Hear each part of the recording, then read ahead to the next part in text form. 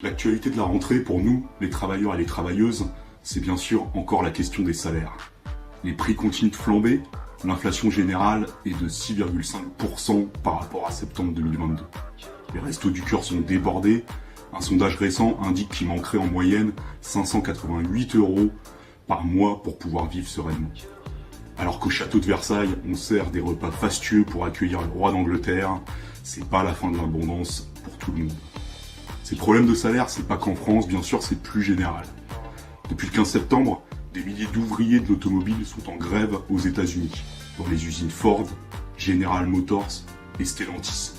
C'est une première, cette grève menée ensemble par les travailleurs des 3 géants de l'auto aux États-Unis, les Big Three. Des groupes qui ont réalisé 21 milliards de dollars au cours du seul premier semestre 2023.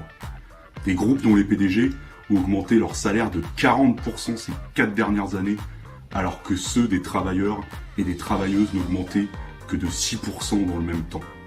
Ceci explique en très grande partie cela, car nous, travailleuses et travailleurs, ne touchons que des payes infiniment inférieures aux richesses que nous produisons, sans compter toutes les magouilles patronales supplémentaires pour augmenter encore les profits.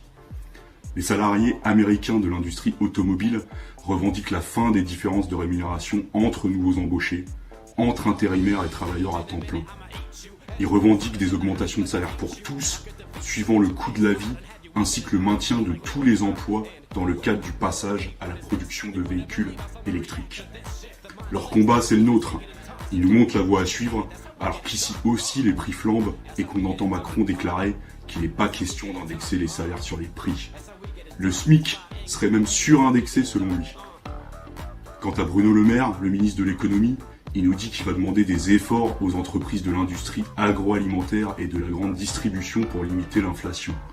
Année après année, il demande et il n'y a rien qui se passe. On sait que ça marche pas comme ça.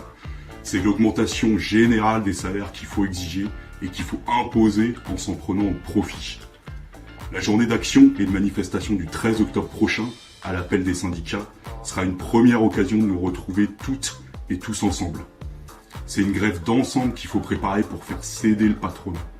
Au moins 400 € net d'augmentation pour toutes et tous, pas un salaire, pas une pension, ni aucune indemnité chômage ou allocation inférieure à 2000 € net. C'est ça qu'il nous faut pour pouvoir vivre.